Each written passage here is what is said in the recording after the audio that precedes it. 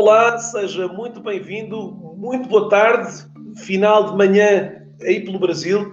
Eu sou Pedro Caramês e tenho o prazer imenso de poder novamente, esta semana, trazer aqui mais um convidado, uma convidada do projeto 1730.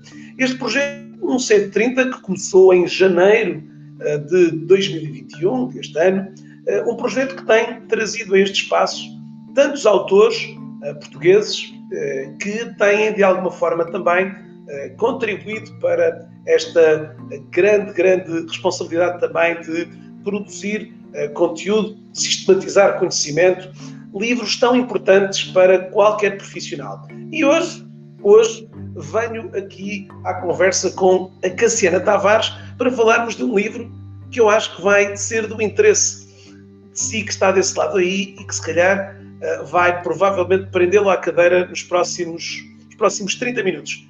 Cassiana, um prazer imenso ter aceito aqui o meu convite para podermos conversar um bocadinho sobre este livro que vamos, nos próximos minutos, debulhar aqui e explorar. Olá Pedro, olá a todos aí desse lado. O prazer é meu de termos esta conversa, não é? Que andamos aqui a falar sobre ela estes dias e agora finalmente. É verdade. Cassiana, normalmente aqui esta comunidade de profissionais que vai assistindo por aqui, relembrar que estamos neste momento em direto através do canal LinkedIn, do canal YouTube e também do canal Facebook. Como sempre também, pessoas como o Arnaldo, que aqui vem também do Rio de Janeiro, também colocando aqui sempre um contexto da lusofonia bem alargado aqui a tantos cantos do globo onde temos falantes em língua portuguesa. Bom, para quem neste momento aqui chegou, vamos falar hoje sobre o livro A Bíblia da Carreira, com a autora Cassiana Tavares, que Cassiana gostava antes de mais de lhe pedir que se apresentasse quem é esta autora do livro, para além de ser autora do livro, quem é a Cassiana Tavares, para quem eventualmente estará a dizer quem é esta convidada que eu não conheço. Quem é esta pessoa? E começa com as perguntas difíceis. Deixa-me ver as minhas notas. É verdade. Deixa-me ver as minhas notas. Quem sou eu? Eu acho que o que é importante para hoje, eu sou psicóloga do trabalho, ou seja, eu atuo com profissionais e com empresas, organizações que querem melhorar a sua forma de trabalhar. Faço também prática clínica desde 2005 e, portanto, eu acho que isto é um resumo daquilo que eu sou como psicóloga. Tenho o privilégio e o desafio de, juntamente com o meu sócio e marido, dirigir uma empresa na área da saúde, onde os dois prestamos serviços de saúde, o que nos leva a estar muito ligados a pessoas, de uma forma muito direta, e a gerir depois a minha própria empresa na área, então, da consultoria do trabalho. E são dois mundos, não é? O mundo das pessoas e depois o mundo mais das organizações, dos resultados. Acho que também, ainda por mais numa altura em que temos falado tanto de igualdade, de género, do que é ser mulher hoje e do papel da mulher até no mundo das empresas. Sou mãe, há bocado estávamos a falar sobre isso, não é? Estávamos a falar sobre as nossas experiências com filhos e acho que este é um sumário. Se não me enganei nas minhas notas, esta sou eu. Acho que não, acho que disse tudo. Estava a ver só se tinha acertado no número de filhos. Pois. Não mencionei, não é? Sou mãe de 5 crianças, ok? Entre os 14 e os 3 anos de idade. Portanto, eu hoje sinto-me um menino só com 3 filhos. Sinto-me um menino. É mais ou menos a mesma coisa com mais 2. Exatamente. Não é bem um somatório igual, mas... Cassiana, gostava de arrancar esta pergunta com uma pergunta que tipicamente faço a todos os autores. Como é que surgiu esta ideia? Como é que surgiu esta ideia de escrever ainda por cima, uma Bíblia da carreira, que é também aqui às vezes, enquanto título, um título que coloca logo aqui uma fasquia também alta para quem hoje agarra neste livro. Como é que surgiu este projeto? Como é que foram aqui eu sei que estão explicados no livro, mas deixamos vamos desvendar aqui algumas coisas. O projeto começou de uma forma muito engraçada. Eu recebi um e-mail da editora Manuscrito da Marta, que dirige esta chancela da editorial Presença, a perguntar se eu estava interessada em escrever um livro para pessoas que quisessem voltar a gostar do seu trabalho, que parassem de odiar o seu trabalho. E eu confesso que na altura fiquei em dúvida se aquilo era a sério ou era uma brincadeira. Porque às vezes as editoras lançam-nos convites em que nós também temos que fazer o financiamento do próprio projeto e eu pensava, será que isto é sério? Será que não é? E, portanto, este foi o pontapé de saída. Depois vieram muitas discussões em torno do que é que isto significava. De ser feliz no trabalho, se era isto que nós queríamos passar como mensagem ou se era ir além. E realmente, depois das discussões e de construirmos o índice em conjunto, que eu acho que isto foi muito bonito e foi muito desafiante desde o início. O que é que era importante na minha visão, que trabalho com pessoas de muito perto que vivem a carreira, não é? E para a editora, que tinha uma visão também de alguns desafios que vai identificando na maneira como as pessoas vivem o trabalho, conciliarmos, no fundo, 7 grandes ideias que são importantes para quem quer viver bem o trabalho. E das duas formas, o ser feliz, o ter propósito e trabalhar bem. Daí chegarmos ao fim com uma Bíblia, não é? Já não era só um livro inspiracional, mas pormos conhecimento que fizesse destas páginas algo com alguma robustez. Claro, e aqui esse, digamos assim, esse desafio que, como a Cassiana dizia também, normalmente aqui os autores, enfim, há aqui uma linha também de editoras que na atualidade têm atraído muito este experimento de autores, estes profissionais para a redação e para a construção também de projetos editoriais, mas muitas das vezes sempre com contornos um pouco dúbios, ou seja, levando muitas das vezes estas ambições de alguns destes candidatos a autores a terem que investir largas somas de dinheiro para ter essas suas, digamos, produções editoriais cá fora. Não é? Mas, felizmente, que nesse contexto aqui eram outros contornos. Bom, Cassiana, já havia na altura algum esboço, alguma ideia, ou houve aqui quase um partir de pedra, embora aqui a Cassiana também já com alguma experiência de outras viagens, não literárias, mas mais no contexto académico, não é? Em termos doutorais e outras coisas, que também, de certa forma, ajudaram um bocadinho a que este projeto se conseguisse pôr em marcha de uma forma bastante pragmática e muito objetiva. Não é? Sim, realmente o primeiro desafio foi, ok, a Cassiana aceita o desafio. Eu fiz uma discussão em casa logo, claro, como é que isto vai ser, o que é que vai representar para nós como família, não é? E nos nossos projetos de trabalho. Ok, e vamos em frente, apresento um índice. Eu, ora bem, e agora? E então na minha mente eu comecei a ver o que é que normalmente uma pessoa considera quando está a refletir sobre o seu trabalho, sobre a sua carreira. E então foi um bocadinho o que é que eu vejo na realidade das pessoas.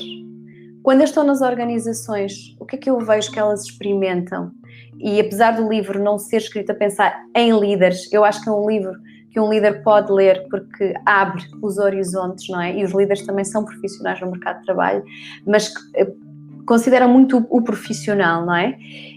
Depois, o que é que eu acredito em termos de conhecimento, o que é que eu já estudei, o que é que eu já li, o que é que eu acredito e mais, o que é que eu na minha própria vida também considero que é importante e consigo como profissional transpor. Eu também queria trazer esta autenticidade para o livro, embora nós não podemos projetar... Cassiana, também ajudou o facto de, em alguns dos casos, em algumas das pessoas que atende, também, no fundo, chegarem a si com um conjunto de estejam eles com burnout, com situações de cansaço extremo e que, de alguma forma, também, digo eu, entre aspas, também facilitaram um pouco a que esta pena também corresse, digamos assim, com esse objetivo. Não é? Sim, eu acho que eu vejo os extremos. Sim, há a questão de ver muitas pessoas em burnout, o que nos dá uma visão do que é que acontece quando nós perdemos o significado do nosso trabalho e às vezes o trabalho clínico é também clarificar isso. Se eu ainda quero estar neste trabalho e como é que eu o vou viver agora. e cruzam-se tantos conhecimentos diferentes, não é? Às vezes pode-se pensar que é só uma abordagem psicologizante e de como é que eu vou gerir o stress a partir de agora, e é tão mais do que isso, é olhar para a ergonomia, não é? Como é que eu estou a viver o meu trabalho, a minha carga, os meus horários, as coisas que eu gosto de fazer, aquilo que eu já não quero fazer. Falamos levemente sobre isso há pouco, não é? Quando nós temos 20 anos somos bulldozers, levamos o mundo à nossa frente. Mas quando estamos ali a chegar aos 40 anos, nós já olhamos para a carreira de uma maneira muito diferente. Fazemos transformações, transições, e o mercado português, cruzando agora com a nossa realidade de trabalho, não é muito orientado para a intencionalidade. Nós vamos vivendo um bocadinho, se calhar a experiência maior que tivemos de orientação vocacional foi na escola com uns testes numa determinada altura. Mas a carreira tem que ser revista ao longo da vida. E depois também vejo o outro extremo, que é o do profissional que está numa posição até que é confortável, que gosta, mas quer ir mais além, quer levar o seu potencial para outros níveis, experimentar outras coisas. Então eu vejo estes polos, não é?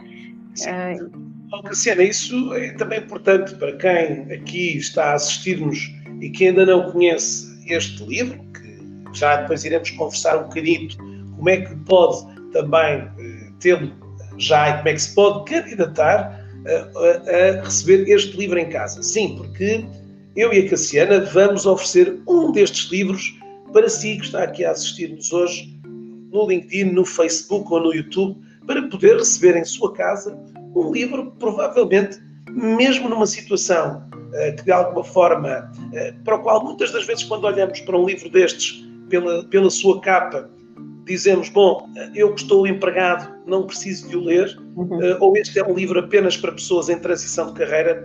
Claramente que essa mensagem deve morrer por aqui, porque este livro é exatamente mais amplo para uma comunidade e uma audiência bem mais ampla do que essa.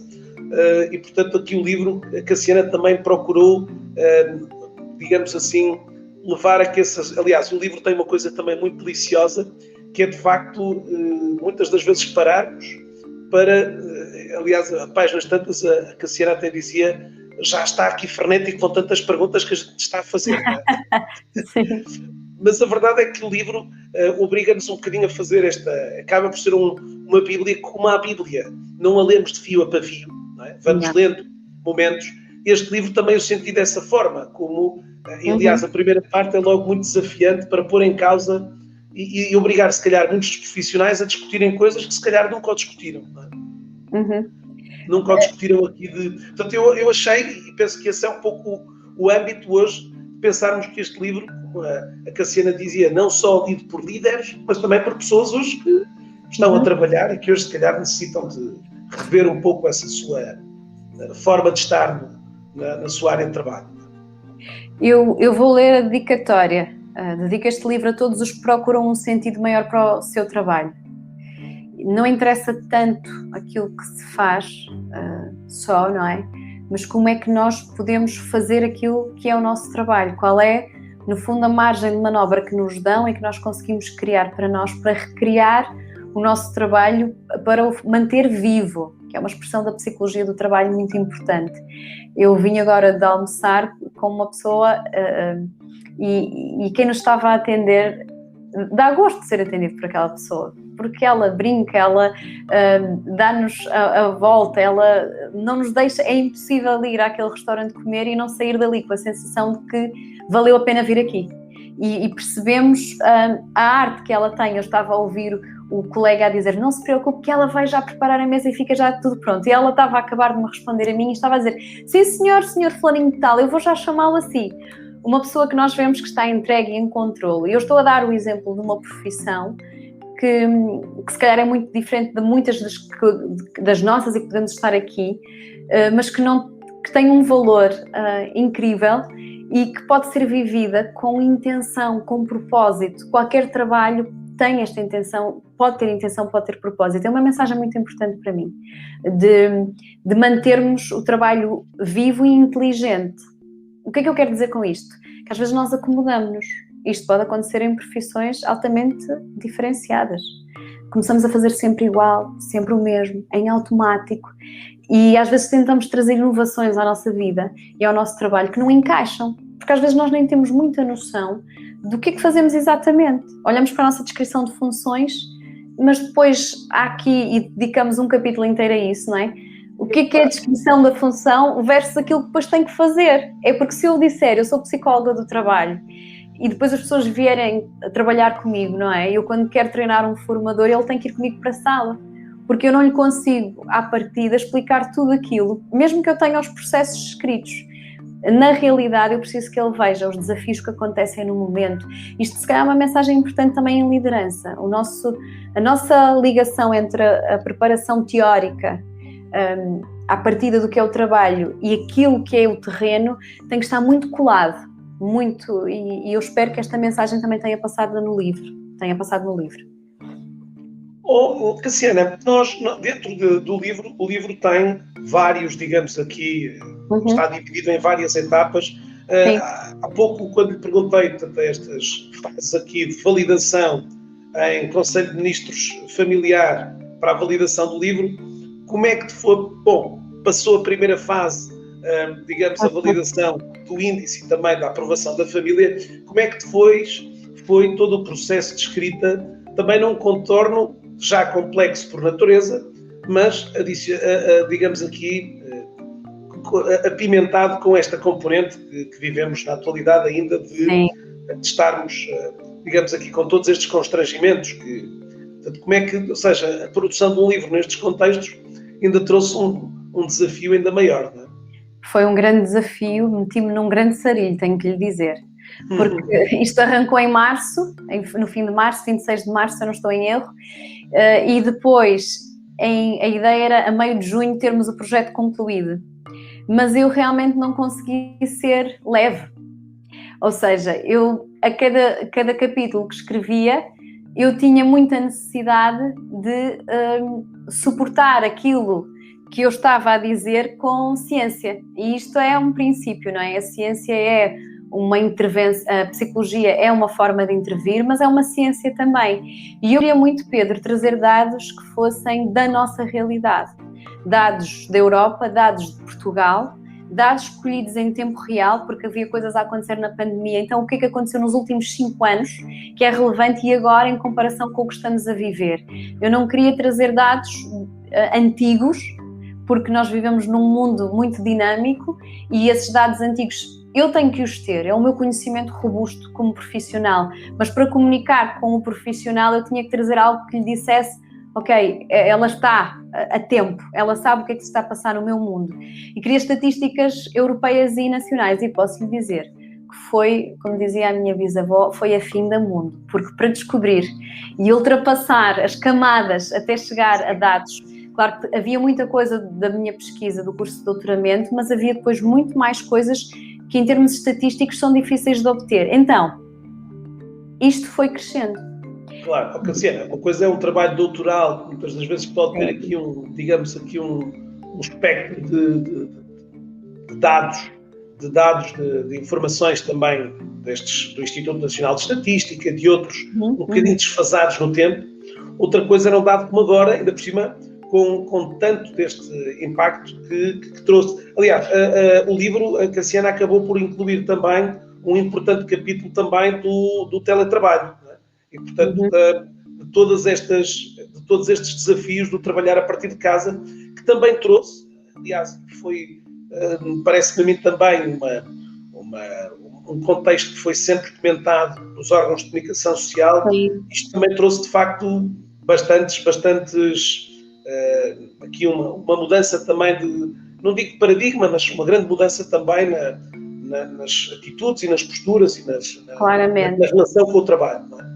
Esse capítulo ficou mesmo na história de construção do livro. É engraçado que as duas perguntas estão ligadas, porque foi um pedido da editora, da Marta, e claro, estava no sítio certo, era uma coisa atual, porque o conhecimento que está no livro é mais amplo do que a pandemia. Ela tinha que estar, era inevitável, mas é muito mais amplo do que isso. Mas depois tínhamos este capítulo, obrigava-nos a refletir no antes e no que estava a acontecer e no que vinha por aí fora. E posso lhe dizer que A estratégia foi fazer um livro com muita robustez e sempre exercícios práticos nos 5 capítulos, e depois, para tentar chegar o mais perto possível do prazo, o 6º e o 7º tiveram assim uma queda a pique, porque eu já não tinha energia para nivelar. E foi tão engraçado que depois o livro foi para lá e regressou. E aí eu tive que ter o apoio da minha família, foi fundamental. Estávamos em agosto, nas férias de família, e quando eu recebo o feedback, dissemos, temos uma camada, e a editora foi muito compreensiva comigo e disse, nós sabemos que é um esforço muito grande no tempo em que estamos a fazer isto, e agora vamos ter que puxar os últimos 2 capítulos para o nível dos outros. Então aí eu tive que ter os meus coaches pessoais, os meus filhos, o meu marido a dizerem, estamos aqui, conseguimos, libertamos. Aliás, eu sou do Porto, eu vivo em Loures, mas fui ao Porto deixar as crianças.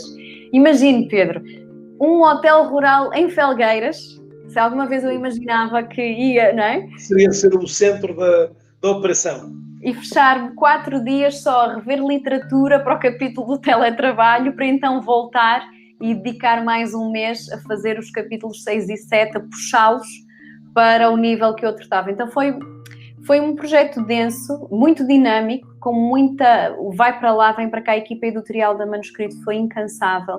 Não percebo isto, explico isto por outras palavras, às vezes os psicólogos têm uma linguagem que os humanos não entendem, não é? Então, por favor, fale de uma maneira que as pessoas entendam.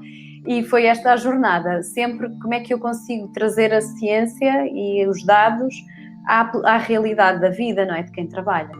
Sim, e lá está, com uma, digamos, uma legibilidade também na escrita, que permitisse que o livro, de facto, pudesse ser lido por pessoas que, pronto, eventualmente sem estas vivências. Eu, por acaso, a percepção que tenho da leitura do livro é que não notei, digamos assim, nenhum jargão técnico excessivo que pudesse, de alguma forma, facilitar a compreensão dos mais...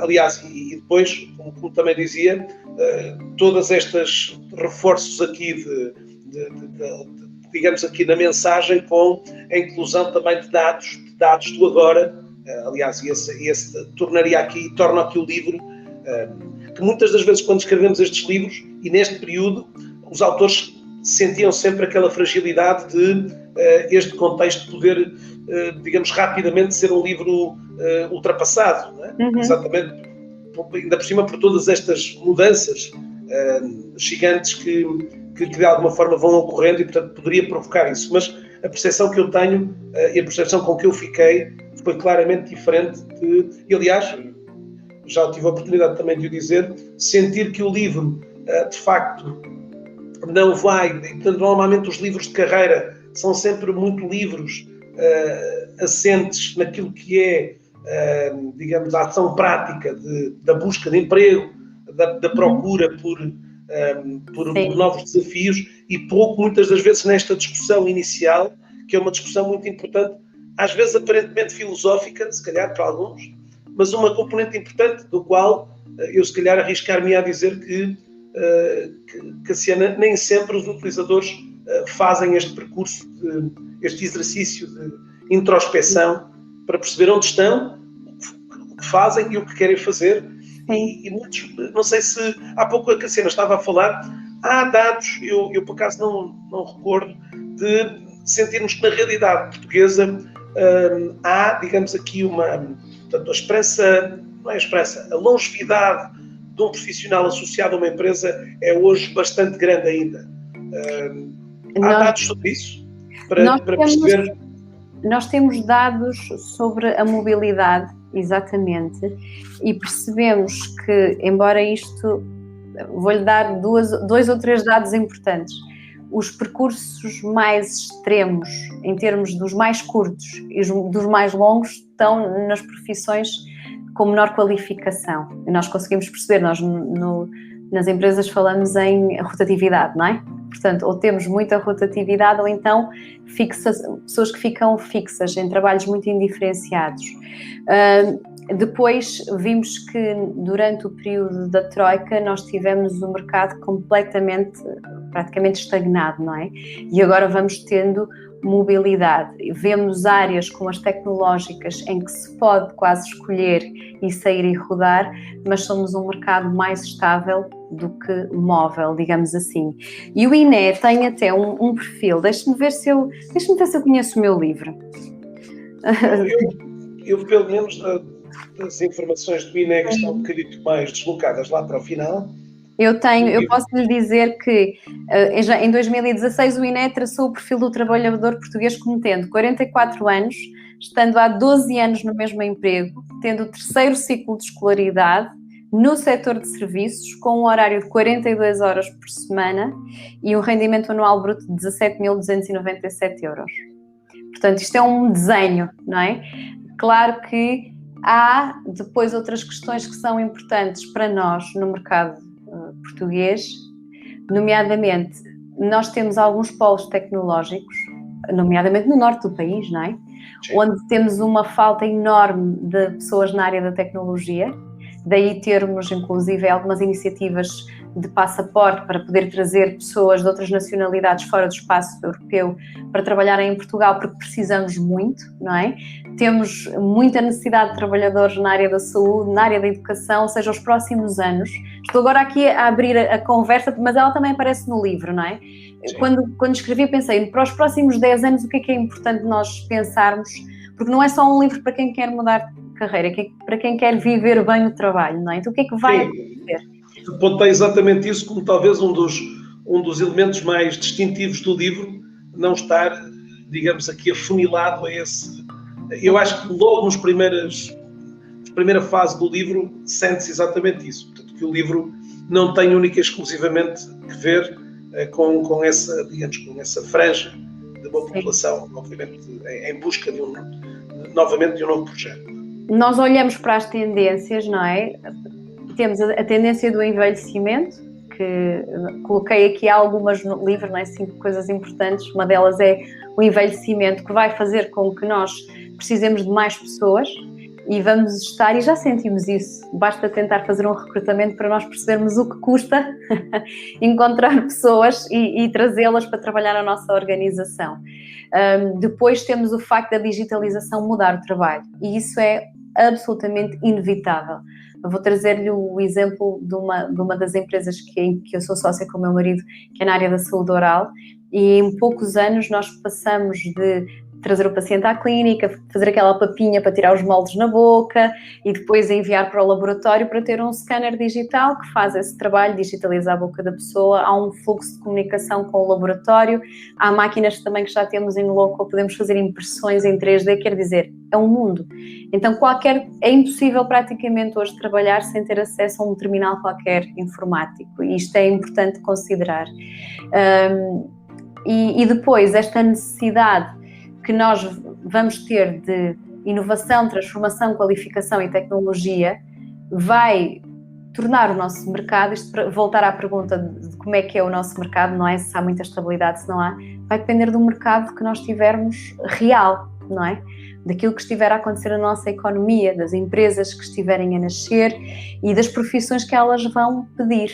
E neste momento estes setores que eu já disse são aqueles que estão absolutamente críticos, não é? Saúde, educação, as tecnologias, e uma área que se percebeu com a pandemia, as crises fazem isto, não é? Põem a nu aquilo que está mais frágil, o setor social, que é um setor muito pouco profissional em Portugal e que precisa exatamente disso. Então isto para tirar aqui também algumas ideias de áreas em que nós precisamos de pessoas em todas as áreas, mas nestas os níveis já estão absolutamente críticos, não é?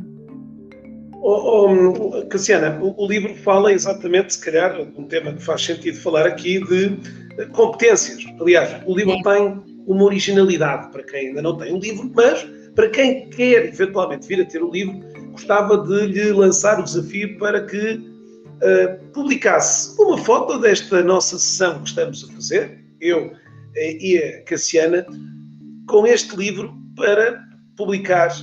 Basta mencionar-me a mim e à Cassiana no Instagram ou no LinkedIn.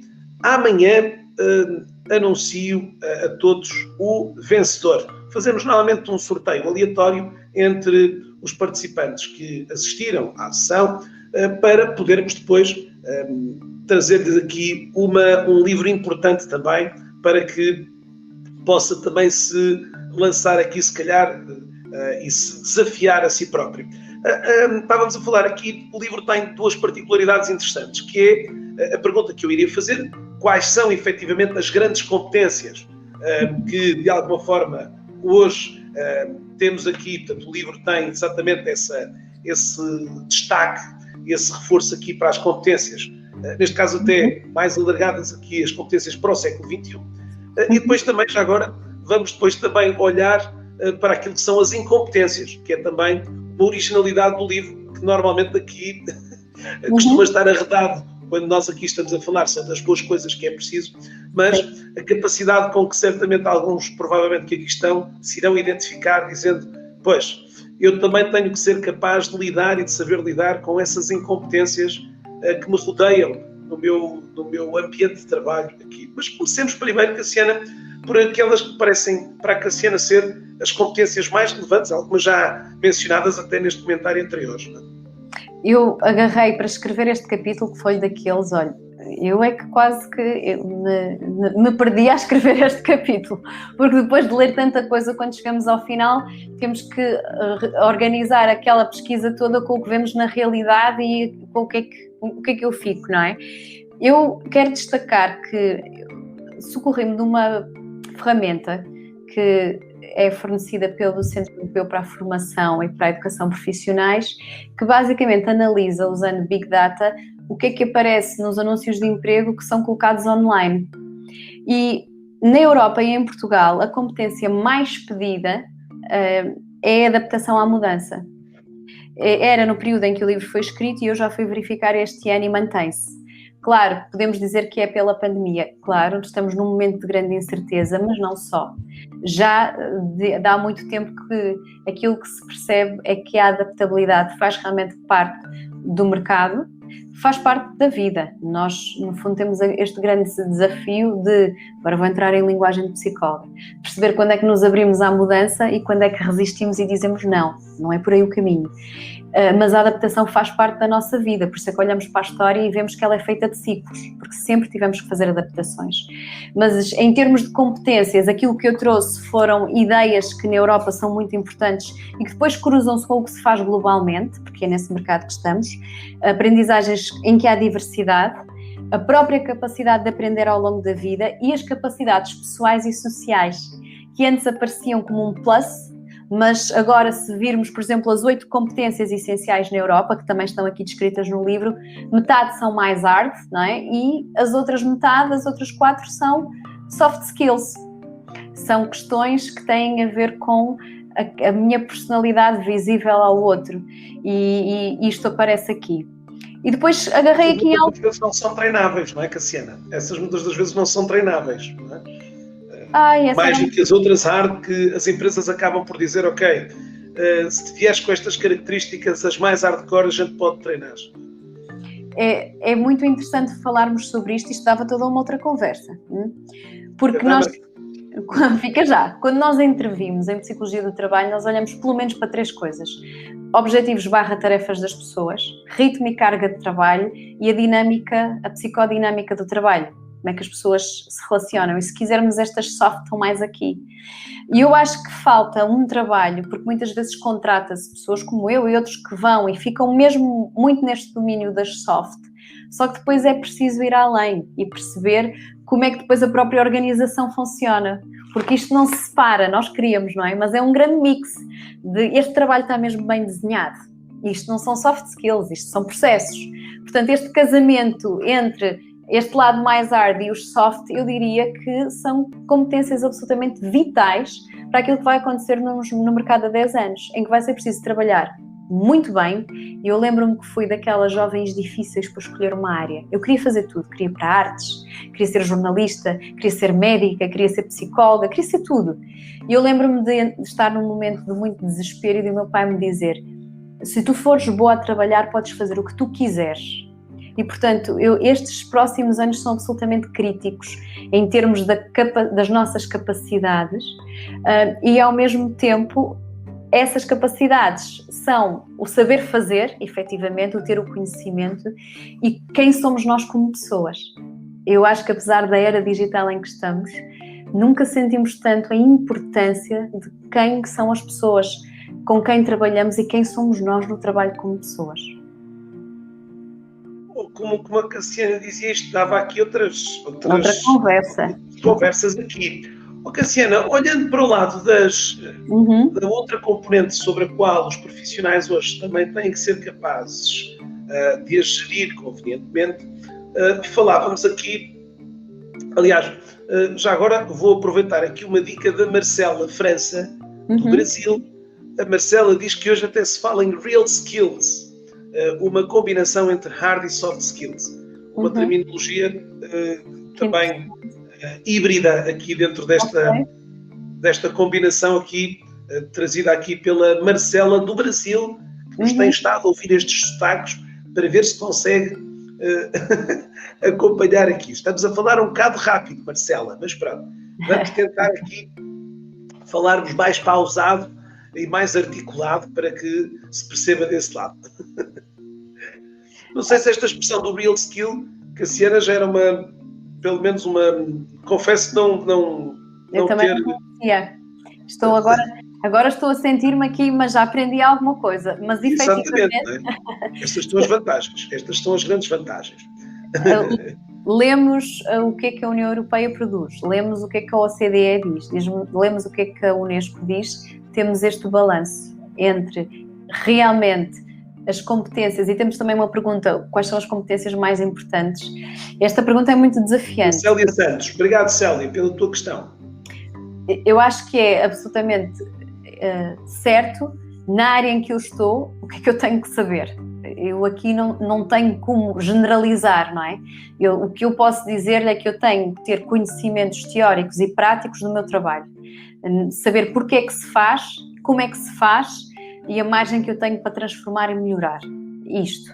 Do lado se quisermos das soft skills e de pensar quem somos, claramente esta capacidade de adaptação é muito fundamental, que se relaciona com a aprendizagem. E porquê a aprendizagem? Porque é impossível melhorar o nosso trabalho sem aprendermos ao longo da vida. Aliás, é um risco ficar sem aprender. É um risco não mudar. Quando falávamos há pouco dos perfis que ficam mais tempo no mesmo trabalho, ou menos tempo, que são os trabalhadores com menos qualificação e mais indiferenciados, é a distância à aprendizagem e ao conhecimento que os atira para as margens da empresa, da organização, e se quisermos para as margens da contratação, e se quisermos para as margens da sociedade. Fica-se com menos mobilidade. Dados europeus também, do mesmo Centro de Formação, Centro Europeu para a Formação e Desenvolvimento. Eu estou a inventar porque eu só sei dizer isto em inglês, com a sigla CEDFOP, ok? Que é aquilo que nós usamos na área da formação. Mas quem tem uma formação superior tem até 3 vezes mais possibilidade de ser contratado. Não quer dizer que seja na área em que se formou, mas tem até 3 vezes mais. Portanto, hoje é preciso uma relação muito íntima com a capacidade de aprender e de adaptação. Mas quero fazer aqui uma chamada de atenção. E agora, se calhar é um alerta para líderes. Nós temos uma conversa narrativa quase histérica em relação à inovação e à mudança. A cada 10 segundos, uma ideia nova, inovação e mudança. E isto muitas vezes impede o trabalhador de ter uma linha contínua entre passado, presente, futuro. Eu não posso mudar e transformar uma empresa só a falar do que vou fazer diferente agora. Mas eu vou fazer diferente porquê? De onde é que isto vem? Onde é que eu estou agora? E o que é que eu já trago? Esta integridade é uma conversa muito importante para líderes, não é? De eu conseguir perceber o rumo que eu estou a dar e o fio condutor que eu permito que as pessoas tenham. Eu não posso estar sempre a deitar fora o conhecimento. E eu estou sempre a falar de aprendizagem com isto, ok? Isto agora está a ver que eu já tenho que ir buscar-me, que eu já vou começar a dar uma aula daqui a nada. Cassiana, o que é que eu lhe ia perguntar? Hoje, eu acredito claramente que neste fim deste capítulo 4, sobre as competências, este exercício final possa motivar aqui por parte de alguns profissionais grande gap, este sentido de um grande gap entre aquilo que são, digamos, as competências que o definem na atualidade e aquilo que são as competências que o mercado e o setor e a área onde este profissional se encontra acabam por começar a fugir, de alguma forma, a esse mesmo quadro.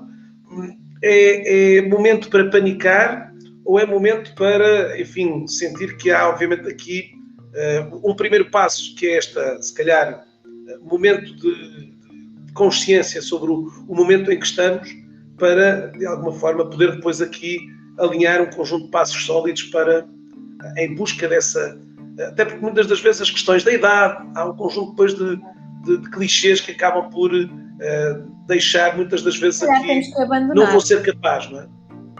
Eu acho que é inevitável poder haver alguma tristeza ou frustração quando nós percebemos... Isto depende muito de como é que a pessoa vive. Há alguém que vive ao estilo momento eureka, é mesmo isto, percebi o que é que eu tenho que fazer.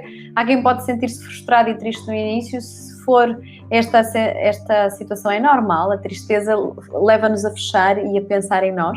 Portanto, não há problema desde que não fique aí, porque devemos sempre olhar com o potencial e agarrar. E eu acho que a dada altura também procurei falar um bocadinho sobre isto, de tomar o fio da carreira e ver para onde é que vamos.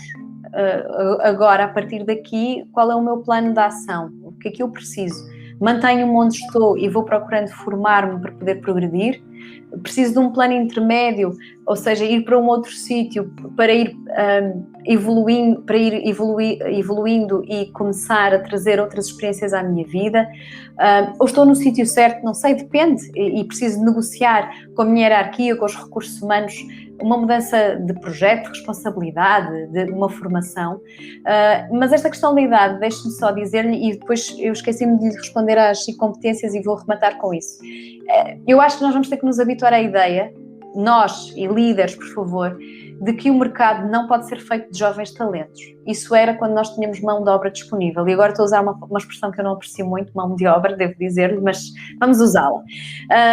Porque nós temos um rácio de pessoas recém-formadas em qualquer nível de ensino muito inferior àquilo que vamos precisar. E podem estar a pensar, mas então como é que há desemprego? Porque nós temos dificuldades de casamento entre aquilo que certificamos e qualificamos e aquilo que o tecido precisa. Isso é outra conversa, não dá para hoje.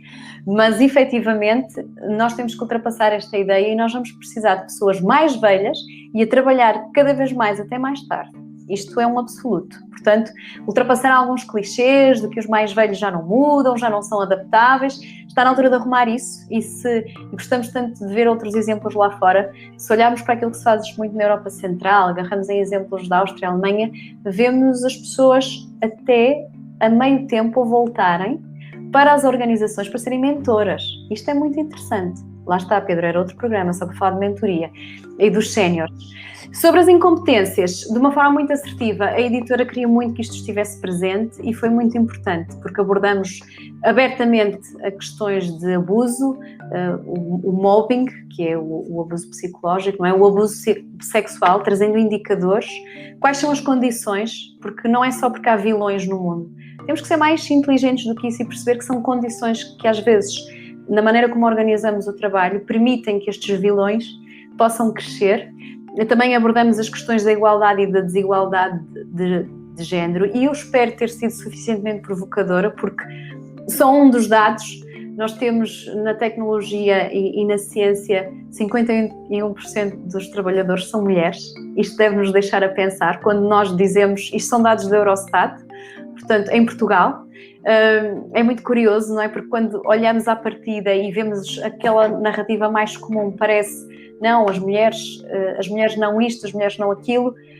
Não, vamos aqui ver alguns dados. É verdade que em termos de remuneração ainda temos um caminho a percorrer, mas em termos daquilo que é a qualificação, acho que já temos uma inversão e uma inversão muito séria. Em termos mais mulheres qualificadas superiormente do que homens. Mais mulheres a terminarem o ensino secundário do que homens. E isto deveria-nos já estar a deixar pensar se não vamos, daqui a uns anos, estar no lado oposto, não é? A Faculdade de Engenharia do Porto já deve ter mais alguma paridade entre género. Já vamos ter que impor, não entram mais mulheres aqui, não é? Mas queríamos abordar, e a mensagem principal neste capítulo é o uso da voz. Tantas vezes E eu uso a voz já, sempre, não só quando o problema já se instalou. Às vezes há condições no trabalho que são erradas. Por exemplo, horários de trabalho que não têm fim, formas de comunicação que são desadequadas e às vezes não se devolve. Estamos a fazer uma coisa e de repente alguém diz, agora para isto, faz aquilo. E nós silenciamos. E o encorajamento neste capítulo é usar a voz, é devolver. Ok, senhor chefe, então eu estava a trabalhar neste projeto. Qual é a prioridade que quer que eu dê? Isto ou isto? E o chefe diz aquelas respostas. Eu pago-lhe para fazer tudo, é o que eu mandar. Eu estou aqui a fazer uma caricatura muito grave. Eu acho que em liderança nós temos exemplos brilhantes em Portugal, mas estou a falar aqui desta caricatura que é que cabe no capítulo das incompetências, está bem? E depois isto leva a pessoa a encolher-se outra vez. Não, continuar aqui. É verdade, eu quero fazer tudo. Não dá para fazer tudo ao mesmo tempo. Ou seja, a nossa cultura é pouco assertiva. Nós precisamos mais dessa assertividade no trabalho, de vencer o medo, de devolver. Eu sei que depois há as questões do medo das represálias, de podermos ser ostracizados, e há situações sérias que eu já acompanhei em clínica. Cada vez mais eu acho que há a abertura dos colegas, porque se fala muito mais. Portanto, um capítulo a encorajar muito a ultrapassar o medo e também trazer isto para a dinâmica do grupo, dos pares dos colegas, agindo no sentido de proteger as pessoas e a própria organização. Nenhuma organização quer ficar com a etiqueta de que é um mau sítio para se trabalhar. Pelo contrário, nós temos... Hoje um prémio do qual muito disputado por muitas organizações, exatamente destes bons ambientes, que até porque hoje têm impactos não só ao nível dos clientes, mas também ao nível dos clientes internos, né? Dos próprios colaboradores, como um fator também importante. O Jorge Fonseca estava aqui a perguntar, se calhar entre este linha aqui, o que é que define um excelente líder e o que o diferencia de um líder mediano. E, eventualmente, se calhar também neste tópico que estávamos aqui a ver, nesta capacidade que tem de hoje de criar uma cultura com, digamos aqui, entre os seus colaboradores, uma cultura, digamos assim, repelindo, obviamente, tudo aquilo que a Cassiana acabou de transmitir agora mesmo. Avançamos essa parte e vamos diretamente a condições que fazem as pessoas ser nutridas e crescer no trabalho. Tempo. Começo logo com a parte mais difícil, não é? Tempo para a pessoa entrar na organização, tempo para aprender e acesso a colegas que podem ajudar a fazer o percurso. Porque quando entrevistamos profissionais e perguntamos com quem é que aprendeu o seu trabalho, a generalidade das pessoas vai falar de um líder, de um chefe, de um colega, de estudar o trabalho dos outros. Ou seja, nós não precisamos só de formação profissional e de ir para a faculdade, precisamos ter acesso ao trabalho de outros, que já o fizeram, que já erraram e deitaram fora aquelas coisas que não interessam e trazem isto mastigado, isto está aqui. Portanto, um líder deveria, então, procurar criar, não se cria tempo, não é? Criar as condições para haver o tempo, para que as pessoas tenham acesso umas às outras, possam aprender umas com as outras, que sejam muito conscientes da necessidade de quem é dono do trabalho, e aqui estou a falar de autonomia, ter a autoridade e condições para o transformar. Ou seja, que ter um tipo de abordagem ao trabalho que leva a pessoa a perceber que, espera aí, eu estou a fazer isto desta maneira e são as regras que eu tenho. Sim, senhora. Mas será que como líder eu deveria estar só a pensar em levar a pessoa a conformar-se às regras? Ou eu devia ter uma mentalidade de, senhor profissional, estas são as regras e agora encontra a tua margem de manobra para fazer isto melhor. Isto é um líder extraordinário e que consegue pensar nas pessoas e na organização. Porque é óbvio, eu tenho métricas de negócio que eu vou ter que respeitar, porque senão isto corre mal para toda a gente, não é? E eu não posso, eu estou ancorada aqui, mas consigo orientar-me às pessoas e a perceber exatamente as condições que as fazem crescer e nutrir, e isto é muito exigente. Eu acho que os líderes muitas vezes estão num papel muito difícil e solitário, e quem sabe no futuro o livro não seja o próximo, se houver um próximo livro, se calhar iria para a liderança, que é muitas vezes um sítio incompreendido e difícil de estar, e que se escreve muitas vezes só na positiva, com encorajamentos, mas eu gosto muito de ir também às dores. e aos desafios, às dificuldades. Muito bem, estamos com a Cassiana Tavares a falar sobre o livro A Bíblia da Carreira, numa conversa deliciosa e que já teve aqui várias pinceladas para conversas futuras, para novos episódios aqui, para novas conversas sobre vários dos temas que aqui foram dedicados também a capítulos e franjas aqui também relevantes também deste livro, que deve fazer provavelmente colocar na sua prateleira nas próximas semanas, um livro delicioso, lê-se com grande leveza, obviamente que, como há pouco dizia, os momentos de passagem de capítulo são normalmente desafiantes, porque a Cassiana lançou desafios ao leitor para que pudesse depois transpor destas leituras exercícios práticos e alguns certamente difíceis para alguns de vocês. Bom, a Célia já está aqui a dizer que já comprou o livro por aqui. Obrigada. Também, depois dê o feedback à Cassiana, que ela de certeza que vai gostar de ouvir. Obrigada, sim. A Marcela está-nos a dizer para conversarmos mais vezes. Havemos de o fazer. Ora bem, então estávamos aqui já, de alguma forma, praticamente no final deste programa. O Carlos também dá aqui boas energias aqui, excelente comunicadora. Temos aqui muita gente a dar boas energias aqui. Temos uma pergunta também, Pedro. Já lá vamos. Só para dizer que Filipe Gonçalves está a dizer que a sinopse foi fantástica, que qualquer pessoa se vai identificar com isso. Nós também acreditamos que sim. Ora bom, temos aqui, estava a ver, a Ana Prates até faz esta distinção. Infelizmente, hoje há mais chefes do que líderes. Lá está, por isso é que a Cassiana queria eventualmente trazer uma nova linha editorial exatamente para estas conotações, às vezes mais positivas ou menos positivas que aqui aparecem, não é? Ora bem, a Sofia Marcelino falou aqui, fez aqui uma questão que nos diz como é que a Cassiana vê na integração de um colaborador a transmissão da cultura da empresa.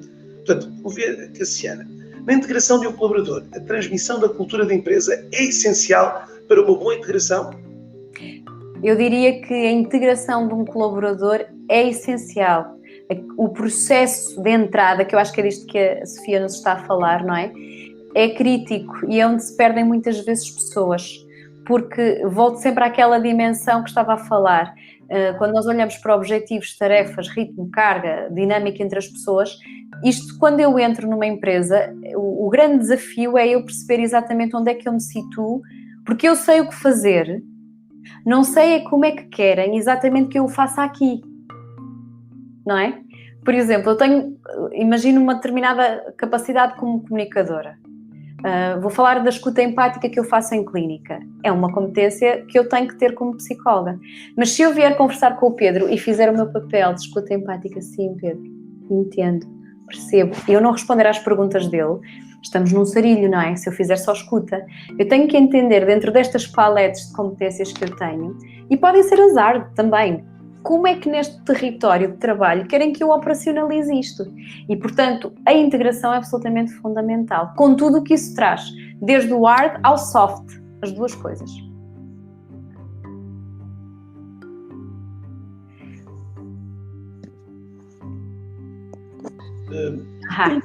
Última pergunta, do Jorge Fonseca. Ele diz: de que forma é que podemos selecionar pessoas que têm uma predisposição natural de tomar mais iniciativa e proatividade no dia a dia, assumindo que já existe esse ambiente de trabalho e essa liberdade para errar?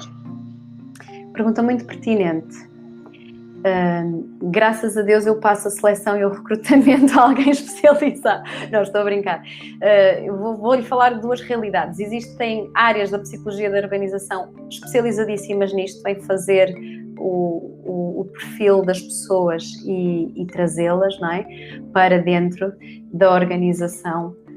Eu não trabalho esta área, não é realmente aquilo que é a minha especialidade.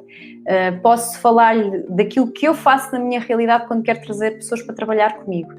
Normalmente faço as entrevistas mais assertivas e cruas que se podem imaginar, não cruéis, mas uma descrição daquilo que é a realidade do trabalho, sem grande... Às vezes fazemos muita coisa à volta daquele trabalho, e depois quando a pessoa chega à realidade percebe que não era exatamente aquilo que estava à espera. Mas se calhar aquilo que é mais crítico para mim, não fugindo à sua pergunta, porque Jorge, realmente eu não sou especializada nesta área do recrutamento, e há quem o seja, e na psicologia das organizações têm ferramentas super afinadas para ver estas predisposições. Na minha prática de trabalho, normalmente eu trazemos as pessoas e consideramos sempre que aquele período de 1 ano e meio, 2 anos em que vamos estar a trabalhar com as pessoas são a fase em que nós vamos conseguir perceber se as duas partes querem trabalhar juntas. E eu sei que eu não estou a falar de uma abordagem nada ideal, principalmente no mundo acelerado que nós temos, mas da minha experiência a contratar, a formar, a desenvolver pessoas, o match é difícil.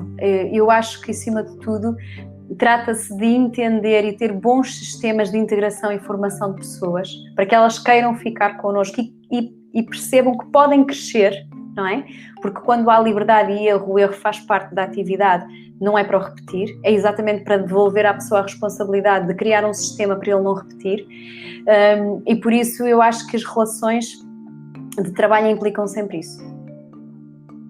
Para terminarmos aqui esta nossa sessão, é verdade, a sessão já vai longa, queria, Cassiana, em jeito de conclusão e pegando aqui um pouco também nas etapas aqui, dizendo-as obviamente de uma forma mais assertiva, em jeito, como disse, de conclusão, convidava também todos os que estão aqui a assistir, mais de meia centena de pessoas estiveram aqui connosco nos vários canais, aqui com alguns momentos aqui com 80, 90 pessoas, a assistir-nos aqui entre as 3 e as 4 da tarde, uma terça-feira, o que é obviamente para nós um motivo também de gosto, e isto tem a ver apenas e só com a nossa convidada.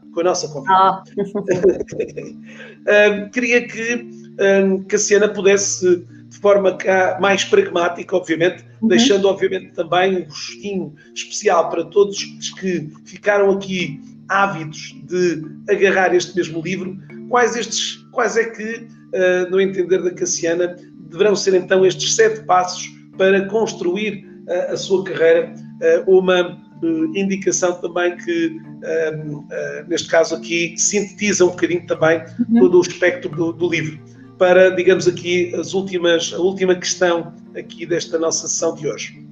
Em 7 passos, saber porquê que está no seu trabalho, ou quer mudar, por exemplo. Ter uma ideia muito clara, número 2, do que é que faz mesmo. Há uma diferença entre aquilo que está escrito na descrição de funções e a realidade. E quando queremos inovar, temos que saber a realidade. O que é que eu faço mesmo e para onde é que eu posso ir buscar conhecimento novo para me transformar aquilo que eu faço. Número 3, quais são os pilares para eu viver bem? Muitas vezes diabolizamos o trabalho. O meu trabalho está-me a matar. É verdade, às vezes o trabalho está mesmo a matar-nos, mas a questão é maior do que essa, tem a ver com a maneira como vivemos a nossa vida toda. Então há algumas ideias sobre isso. Número 4, competências para o século XXI, falamos um pouco sobre isto, não é? Há 10 anos o que é importante eu saber como profissional e como me preparar para navegar neste mar de transformação acelerado pela pandemia. Número 5, quais são as incompetências no mundo atual do trabalho? O abuso moral e sexual, vermos também as questões da equidade de género, o stress, que há pouco não falamos, que é uma destas incompetências, como lidar com estas questões. Número 6, lidar com o trabalho a partir de casa. Ele veio para ficar, não veio para ficar, quem tem mais potencial, quem não tem, como é que lida, ok, ideias sobre isso, o que fazer quando temos as crianças em casa. E por fim, um capítulo que se quer integrativo, número 7, segure o fio da carreira. O que é que isto significa?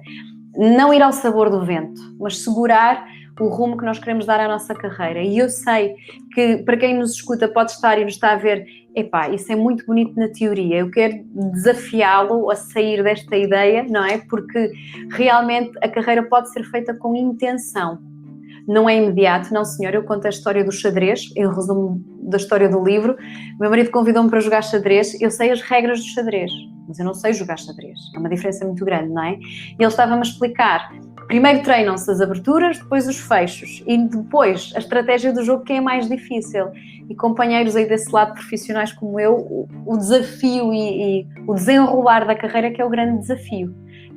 São muitos movimentos de preparação, entrada, desenvolvimento, saída, preparação, entrada, saída e desenvolvimento. Esta metáfora do professor Joaquim Azevedo da espiral resume se calhar um bocadinho a nossa conversa, o livro. A carreira vai ser feita toda assim. Preparação, entrada, desenvolvimento e saída. Vão ser movimentos cíclicos ao longo de toda a carreira. E é o que se quer. Tatiana, muito obrigado por ter estado aqui connosco e com este grupo aqui muito simpático que esteve aqui a acompanhar-nos aqui nesta sessão. Agradecer muito este tempo que dedicaste aqui para podermos falar deste projeto editorial, a Bíblia da Carreira. Uma sugestão para mais uma semana boa, uma excelente sugestão de leitura para que possa também de alguma forma dar aqui um novo elan, um novo passo também para a sua carreira, independentemente do estádio onde essa carreira hoje se encontra.